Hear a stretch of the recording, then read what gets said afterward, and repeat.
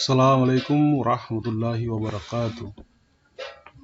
Saudara sekalian, hari ini kita akan membahas paradigma riset dalam akuntansi sebagai materi pembuka kita dalam mata kuliah metodologi penelitian kualitatif akuntansi. Paradigma dalam penelitian sangat penting. Kadang kita berpikir bahwa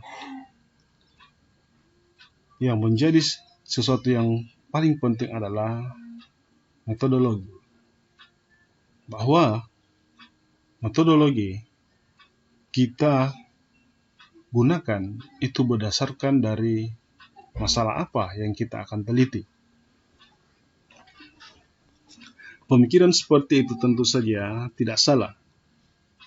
Ya, memang kebanyakan kita menentukan sebuah metode karena ada masalah yang kita hadapi.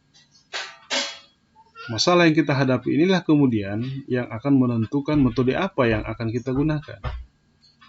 Ya, sehingga kita menentukan satu metode yang tepat untuk menyelesaikan permasalahan-permasalahan. Nah, saudara sekalian, meskipun seperti itu, bahwa ada sebenarnya sesuatu yang lebih pokok lagi, lebih penting lagi, yang menentukan sebuah pemilihan metodologi. Ya, bukan cuma persoalan masalah saja. Ya, masalah yang kita hadapi itu bisa diselesaikan dengan beberapa pendekatan metodologi tentunya. Tetapi metode yang kita gunakan itu sangat ditentukan oleh apa yang menjadi keyakinan kita. Ya, nah disinilah peran paradigma. Paradigma lah yang paling menentukan metode apa yang akan kita gunakan untuk menyelesaikan sebuah masalah. Ya, karena paradigma itu adalah sebuah pandangan, saudara sekalian, sebuah keyakinan yang dimiliki oleh individu. Kamayanti mengatakan paradigma itu adalah sebuah iman. Ya. Ketika kita meyakini sesuatu, maka inilah yang akan mempengaruhi apa yang akan kita lakukan, apa yang akan kita putuskan, apa yang kita pikirkan. Ya, itu adalah iman atau paradigma. Sehingga posisi paradigma ini sangat penting di dalam sebuah riset. Anda melakukan sebuah riset, maka tentu kita tidak hanya melakukan penyelesaian masalah-masalah yang kita teliti dengan menggunakan contoh-contoh yang telah orang lakukan, penelitian-penelitian terdahulu lakukan. Ya, tetapi apakah memang kita berada di posisi itu? Apakah yang metode-metode yang dipilih itu sudah sesuai dengan keyakinan kita? Ya. Nah, paradigma inilah yang paling menentukan sesungguhnya. Ya. Nah, kita lihat sendiri paradigma itu apa? Paradigma itu adalah bagaimana cara kita memandang dunia atau realitas atau ilmu, dalam hal ini ilmu akuntansi, melalui asumsi fundamental kita tentang Tuhan, manusia, alam, realita, bahkan semesta. Ini adalah cara pandang. Bagaimana kita melihat realitas ini? Bagaimana kita memahami akuntansi ini? Untuk apa akuntansi ini? Yang paling menentukan adalah paradigma kita. Kalau paradigma kita mengatakan bahwa akuntansi itu adalah untuk mensejahterakan manusia, mensejahterakan masyarakat, maka tentu pemikiran-pemikiran nantinya kita, gagasan-gagasan kita tentang akuntansi akan berawal dari asumsi itu tadi. Ya, karena dalam paradigma ini, itu asumsi menjadi bagian penting atau kata kunci pembeda pemahaman terhadap sebuah fenomena atau realitas. Akan berbeda jika orang memiliki asumsi bahwa akuntansi itu ya digunakan untuk ya mengabdi kepada kepentingan para kapitalis. Bahwa akuntansi itu bekerja untuk para pemilik modal. Maka selamanya kita akan mengakui bahwa perusahaan itu memang selalu ingin mengejar keuntungan. Perusahaan itu harus mendapatkan keuntungan. Ya, dengan demikian maka segala hal dihalalkan, dibolehkan, yang penting mendapatkan keuntungan. Berbeda kalau asumsi kita bahwa akuntansi itu hadir dalam rangka untuk mensejahterakan masyarakat. Ya, maka pasti cara-cara kita melihat akuntansi juga akan menjadi sisi yang berbeda dengan ya paradigma yang kapitalistik. Ya, sekira seperti itu. Nah, dalam paradigma saudara sekalian, ya kita bisa memahami sebuah hakikat ilmu. Ya, dengan 3 ya pendekatan ini kalau kita belajar filsafat selalu kita temukan seperti ini. Ada ontologi, epistemologi, dan aksiologi. Ontologi ini itu berbicara tentang ya objek apa yang ditelaah ilmu. Bagaimana wujud hakiki dari objek tersebut. Bagaimana hubungan antara objek dengan daya tangkap manusia, ya, berpikir, merasa, dan mengindra yang membutuhkan pengetahuan.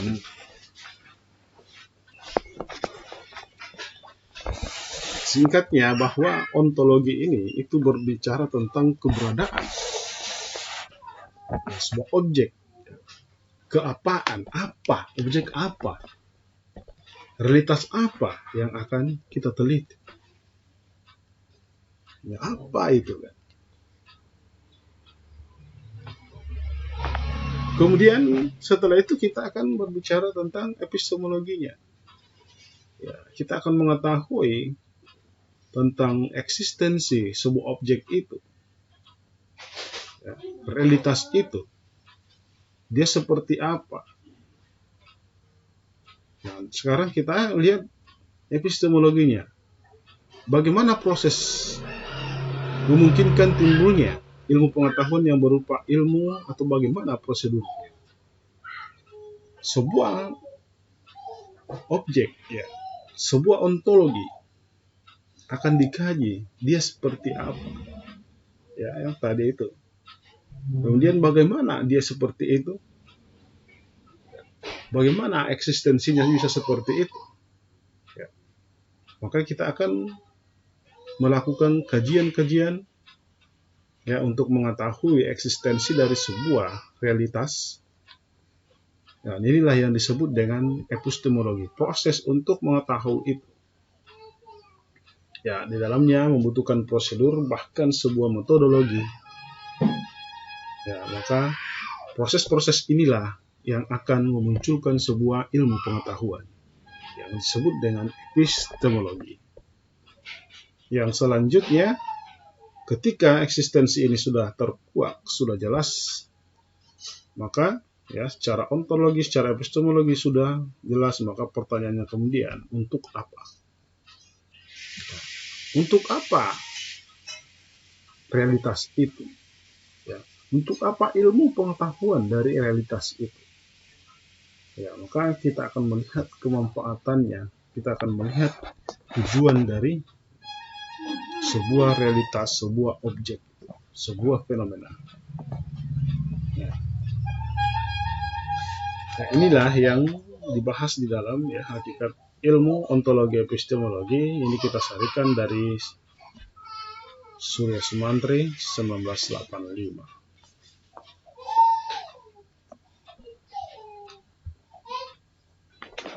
Ya, kemudian kita melihat paradigma sosial menurut Burrell dan Morgan.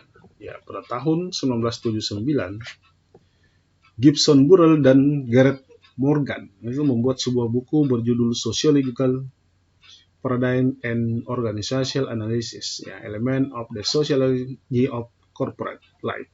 Ya. Buku tentang Way of Seeing, ya, itu lahir karena ada perdebatan ketika itu. Ya. Apa yang disebut dengan sains sosial itu. Ya. Sains itu selalu kan berhubungan dengan ilmu alam. Ya. Nah, dalam perdebatan ini kita berbicara tentang sains sosial. Oleh karena itu, maka Burrell Morgan menganggap penting adanya pengotakan paradigma agar perdebatan ini berbeda dalam cara pandang mendasar yang sama dan bukan lintas paradigma. Morgan menganggap bahwa untuk melihat sebuah realitas sains sosial tidak bisa dipandang dengan menggunakan multi paradigma, tetapi harus dalam perspektif yang berbeda-beda. Harus ada pengotak-pengotakan. Ya, multi paradigma itu tentu wajib hukumnya ada, kan? Ketika itu orang hanya melihat sains sosial dengan pendekatan sains alam, maka tentu akan berbeda. Ya, asumsi antara sains alam dengan sains sosial itu tentu berbeda. Oleh karena itu, maka Burrell dan Morgan itu membagi paradigma-paradigma. Ya, nanti ya akan kita lihat. Ya, Burrell dan Morgan mengatakan setiap paradigma itu berpegang pada seperangkat asumsi social scientific reality yang terpisah satu sama lainnya. Asumsi metateoritis paradigma Burrell dan Morgan terletak pada dua landasan. Yang pertama adalah sifat sains, yaitu the nature of science, yang terletak pada garis kontinu dengan subjektivitas di satu ujung dan objektivitas di ujung yang lain.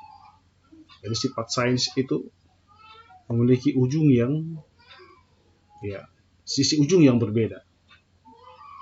Sisi yang satu itu adalah subjektivitas, sisi yang satunya adalah objektivitas. Jadi tidak pernah menyatu. Ya, dia ada di sisi masing-masing. Kalau dia berada di sisi masing-masing, maka dia punya jalur sendiri. Ya, tidak bisa dicampur adukkan antara subjektivitas dan objektivitas. Karena ketika itu dilakukan, maka terjadilah perdebatan telur dan ayam. Ya, akan terjadi perdebatan kusir karena memiliki perspektif masing-masing. Ya, kemudian sifat masyarakat. Ya, masyarakat itu dapat dilihat pada garis kontinu di mana terdapat order atau regulation atau keteraturan ya di satu ujung. Ya, dan terdapat konflik atau radical change atau perubahan radikal di ujung yang lain. Sifat masyarakat ini juga ada dua. Masyarakat yang satu itu berkeyakinan bahwa realitas ini, masyarakat ini itu sudah teratur. Ya, terdapat order atau regulasi. Sudah teratur. Secara hukum alam dia sudah seperti itu. Ya, tabiatnya sudah seperti itu. Ya, keyakinan ini. Sementara keyakinan yang lain mengatakan bahwa itu sebenarnya dalam masyarakat itu ada konflik, ada radical change. Ya, sehingga perubahan radikal ya itu sangat dibutuhkan. Karena mereka menganggap ya, realitas ini sebenarnya tidak teratur, tetapi sebenarnya dikendalikan. Ya. Dia dikooptasi. Dia dipengaruhi, dia diatur, dia dieksploitasi. Ya, sehingga kita tidak bisa membiarkan itu terjadi dan harus dilakukan perubahan-perubahan ketika kita ingin melihat ya adanya keadilan dalam sebuah masyarakat.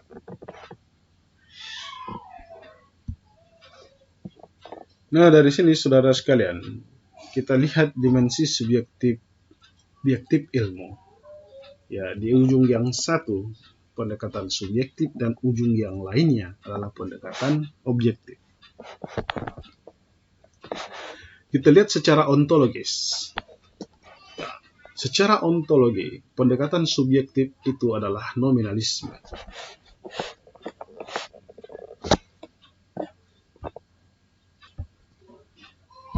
Di mana dalam pendekatan subjektif ini, ya, realita dipandang sebagai kumpulan nama atau nom. Ya, nome. Asal kata nominalisme. Ya, dalam nominalisme, pemahaman tersebut itu mengarahkan peneliti berasumsi bahwa struktur dunia ini sesungguhnya tidaklah nyata. Ya, kenapa tidak nyata? Karena struktur dunia ini hanyalah sekumpulan sebenarnya ya, sekumpulan konsep atau kreasi, atau hanya simbol atau label oleh manusia. Ya, manusia memberikan nama itu, manusia mengkreasi itu, manusia memberikan simbol atau pelabelan-pelabelan. Ya, contohnya adalah spidol ini. Spidol ini Anda melihat warnanya apa? Warna putih. Ya, kenapa putih? Karena kita setuju bahwa ini putih. Ya, motif seperti ini, ya, kelihatan seperti ini, warnanya seperti ini, itu kita setuju bahwa itu adalah putih. Ya, kalau dia putih maka kita semua setuju putih. Ya, makanya dia putih.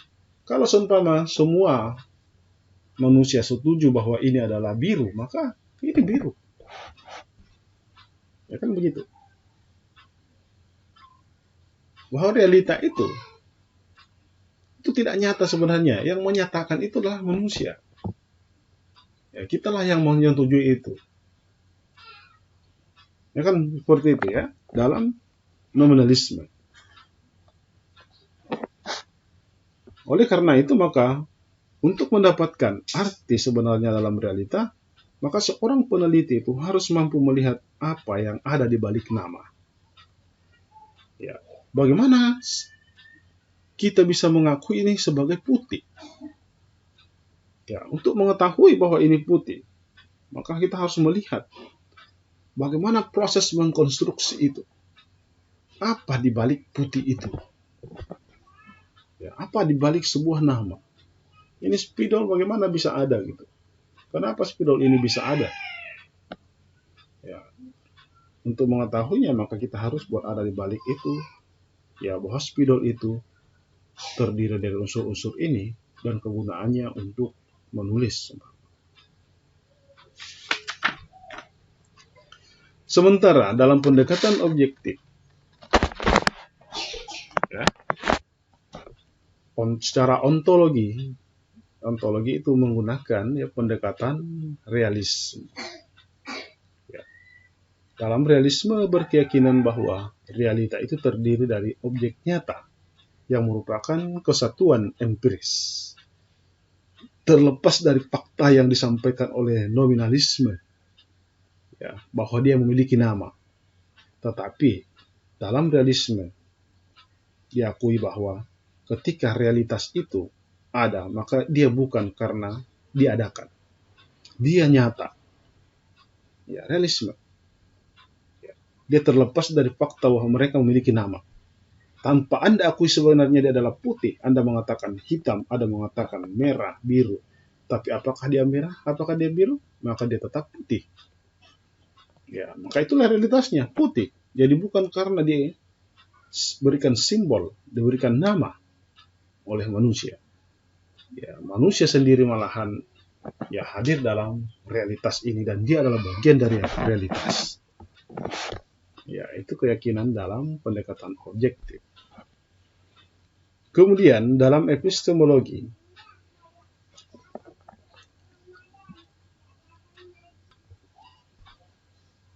ya, dalam epistemologi ini kita akan melihat ya dari ontologi tadi, nominalisme, ya, di mana kebenaran itu hanya akan diperoleh apabila peneliti mampu memahami para individual yang terlibat langsung dengan fenomena yang diteliti.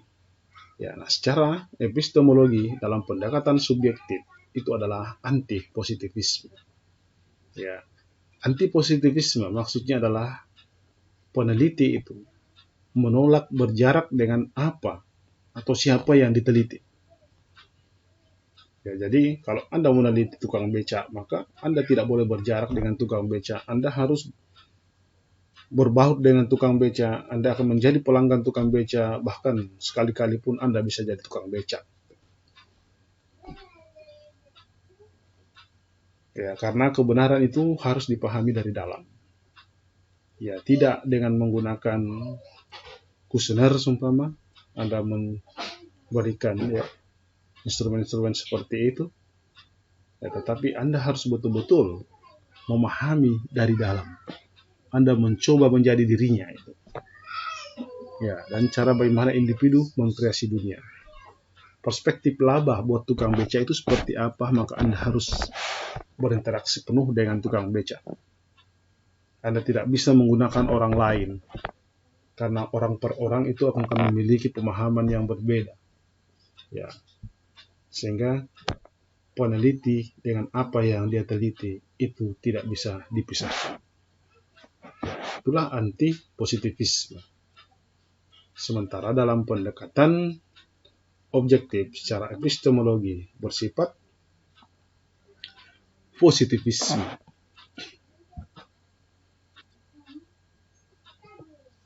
Di mana memandang bahwa kebenaran yang berada di luar sana itu bisa diperoleh melalui proses falsifikasi, ya, untuk menjelaskan dan memprediksi hubungan kausalitas berbagai elemen dalam fenomena. Maka kebenaran ya merupakan suatu hasil pembangunan disebut dengan istilah stock of knowledge, ya, dari suatu proses kumulatif, di mana satu penelitian akan memperkuat atau memperlemah hasil penelitian sebelumnya. Ya, karena tadi dalam pendekatan objektif ini, ya, realitas itu adalah realitas yang sudah teratur, yang berjalan secara alamiah seperti itu, masyarakat pun seperti itu. Oleh karena itu, untuk melakukan penelitian dengan pendekatan objektif ini, ya, tidak seperti dengan antipositivisme. Dalam epistemologi objektif menggunakan positivisme bahwa cukup ya, menggunakan proses falsifikasi. Ya, maka bisa dilakukan ya menjelaskan dan memprediksi sesuatu yang bersifat teratur, ya, yang cenderung terulang. Keyakinan mereka itu sejarah itu cenderung terulang terus seperti itu. Ya, maka pasti bisa diprediksi, bisa dijelaskan. Ya, akan seperti itu. Maka muncullah istilah-istilah generalisasi dalam penelitian objektif itu.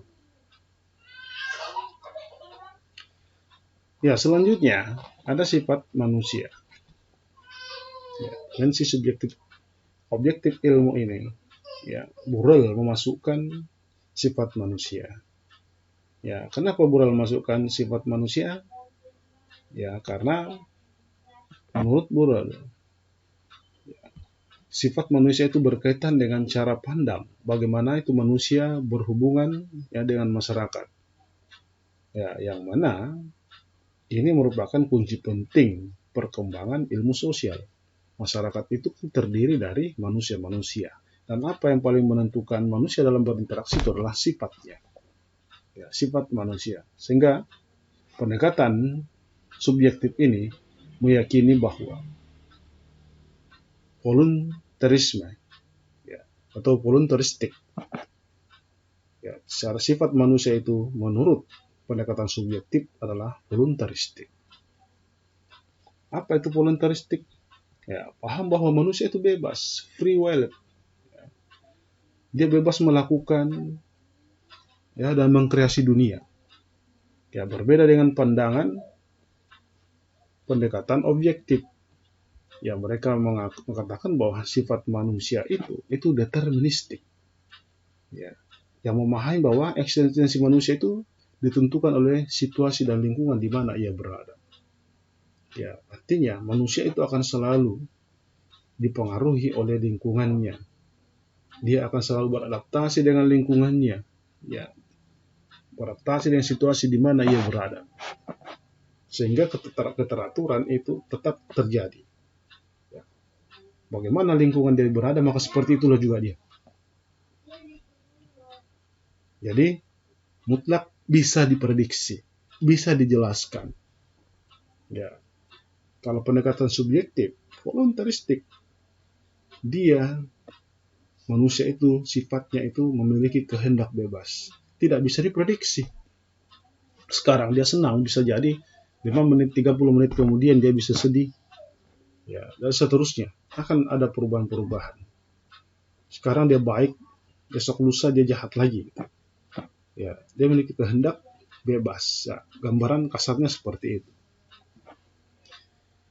Ya, kemudian selanjutnya metodologinya dalam pendekatan subjektif, ya, itu adalah ideografik,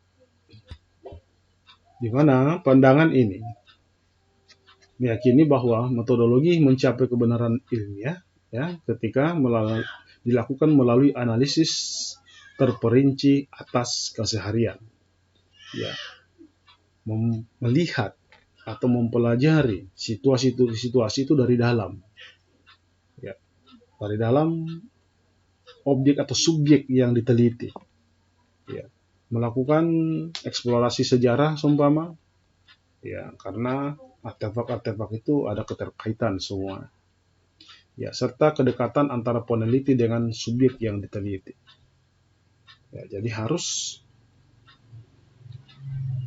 tidak ada jarak, ya, antara peneliti dengan subjek apa yang mereka teliti. Yang contohnya tadi, kalau Anda meneliti tukang beca, perspektifnya tukang beca terhadap labahnya, ya, Anda tidak boleh berjarak dengan tukang beca. Ya, Anda harus melakukan analisis terperinci ini, ya, dengan melihat aktivitas kesehariannya, situasinya Anda lihat dari dalam. Apa yang mendasari mereka sehingga mereka sempat mengatakan laba atau rugi? Karena kalau Anda ingin menghitung seumpama dengan menggunakan akuntansi konvensional, Anda bisa saja mengatakan mereka sebenarnya rugi. Tapi sebaliknya mereka mengatakan mereka untung.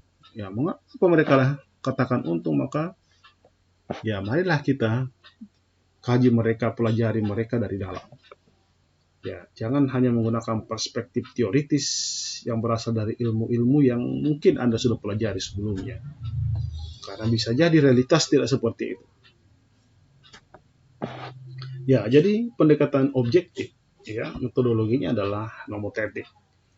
Ya, mereka menempatkan nomotetik sebagai metodologi yang fokusnya, ya, adalah pengujian hipotesis yang bersifat kuantitatif.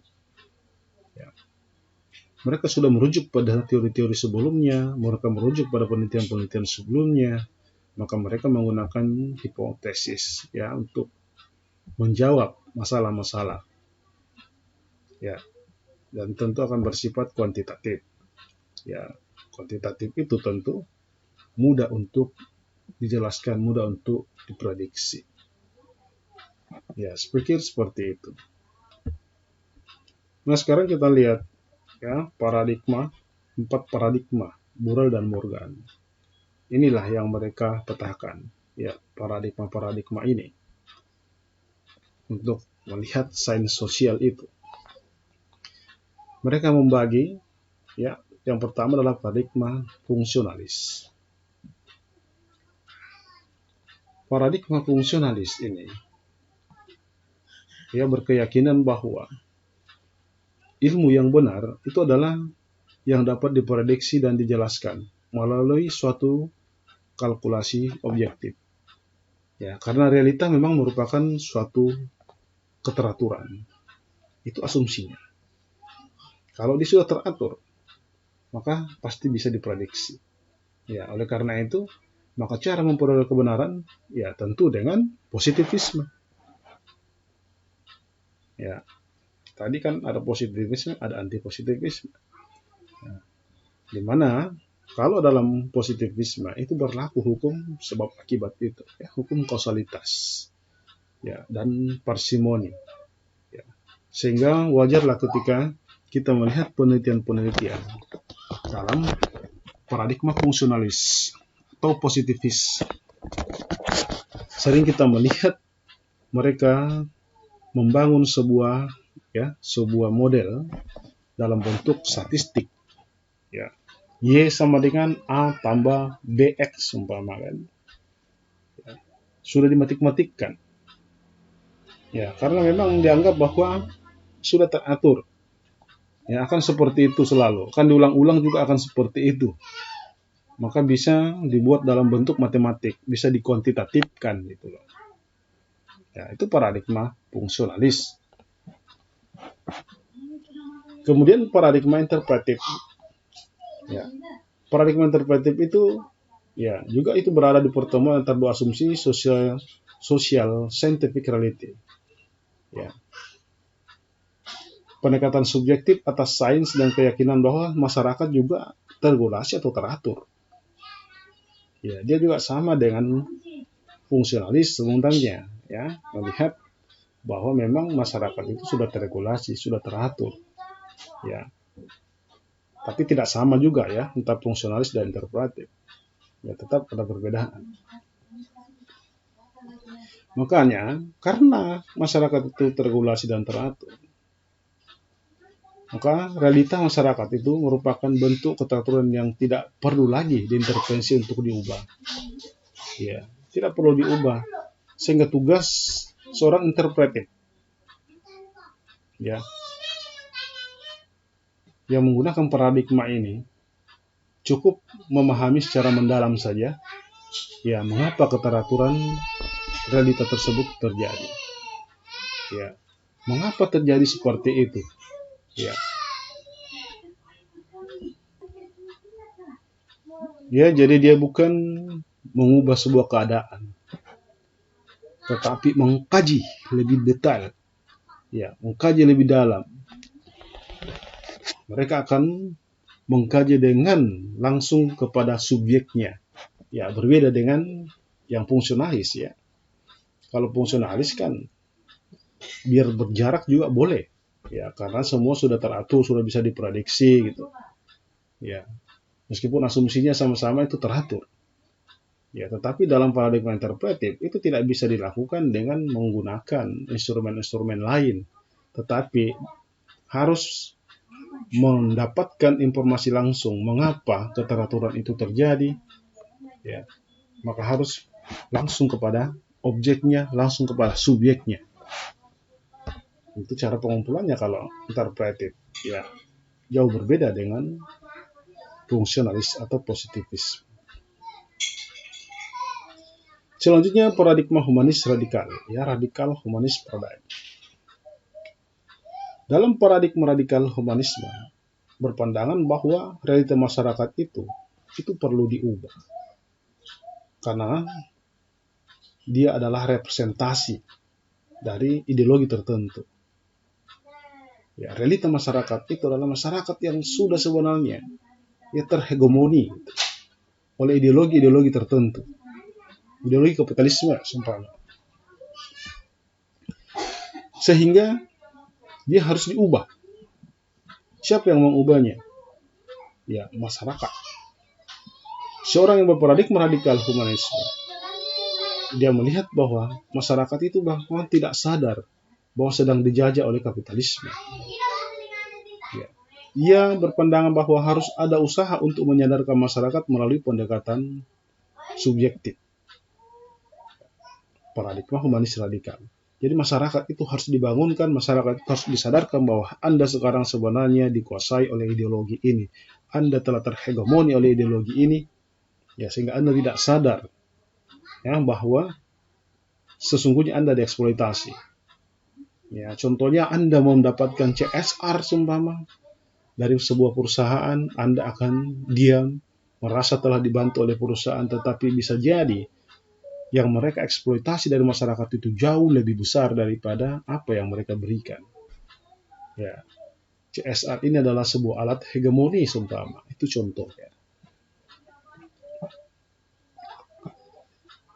Kemudian paradigma strukturalis radikal. Ya.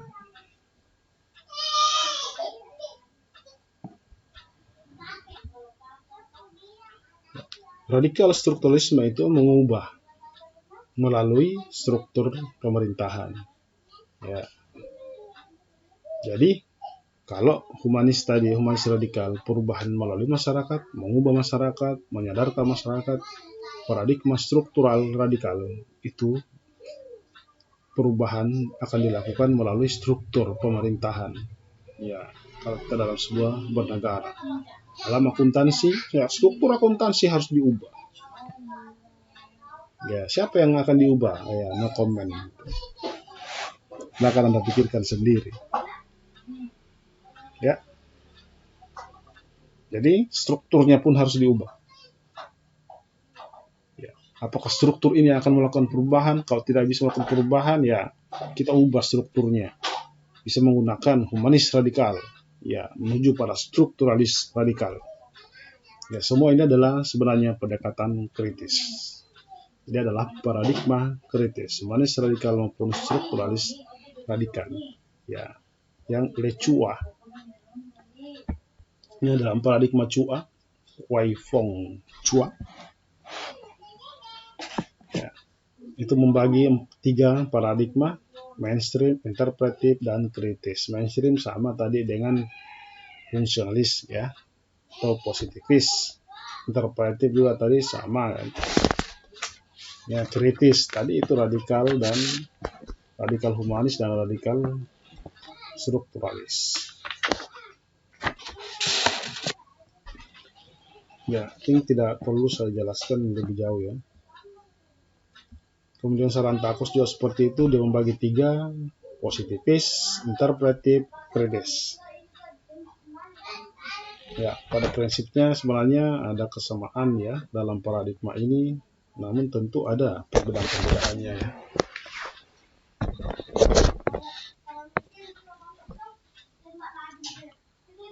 Selanjutnya kita lihat paradigma postmodern atau paradigma penggoncang. Ya, paradigma penggoncang.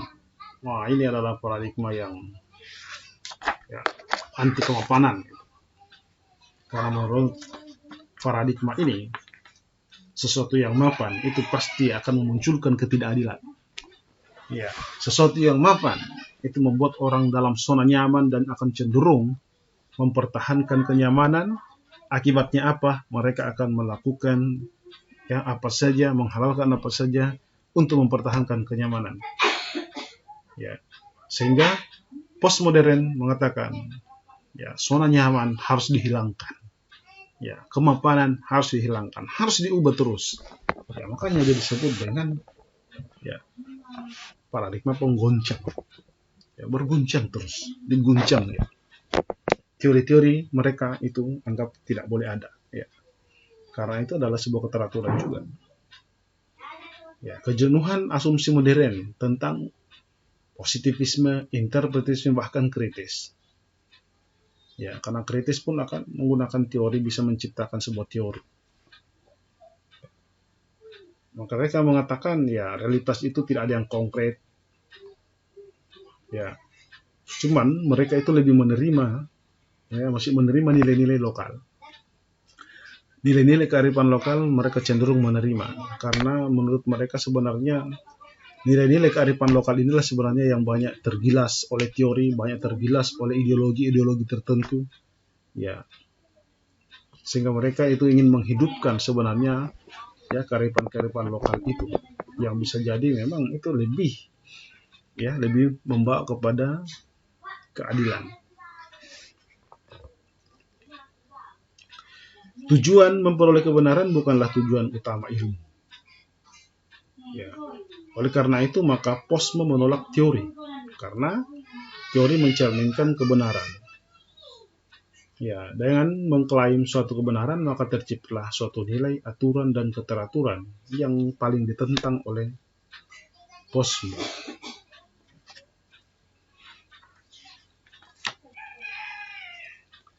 Nah, pada intinya dalam perspektif modernisme ini, tujuan perolehan kebenaran itu bukanlah ya tujuan utama itu tadi. Ya. Kebenaran dalam postmodernisme itu adalah pluralis, ya, pluralitas. Maka suatu klaim yang monopolistik atas kebenaran itu sangat ditentang habis. Kebenaran dalam konteks bahasa itu bukanlah kebenaran, namun hanya sebatas interpretasi atas realitas. Ya, kebenaran berasal dari suatu otoritas penulis yang dianggap mati oleh kaum postmodernisme. Ya, sehingga ini adalah pandangan kaum skeptis Ya, mereka selalu skeptis, mereka selalu tidak percaya dengan realita yang mereka lihat. Ya, namun di sisi lain mereka itu masih menerima kebenaran ya lokalitas itu, kearifan lokal, komunitas atau pribadi secara khusus. Ya, tapi bagi mereka ya teori itu adalah sesuatu yang tidak sistematis, tidak logosentris dan selalu berubah. Ya, teori itu digantikan oleh cerita lokal dan kebenaran komunitas yang merepresentasikan everyday life.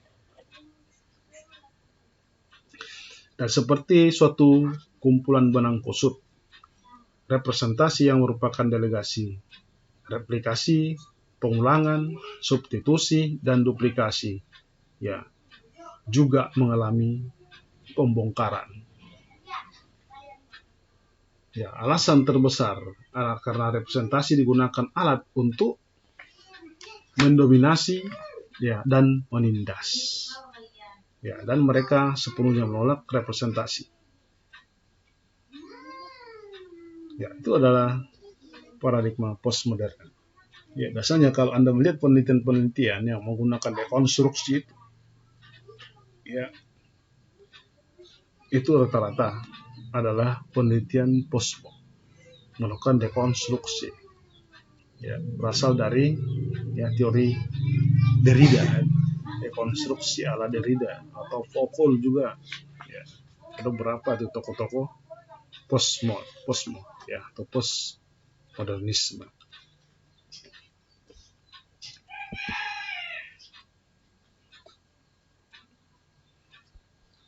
Ya, saudara sekalian, ya sekira demikian ya materi kita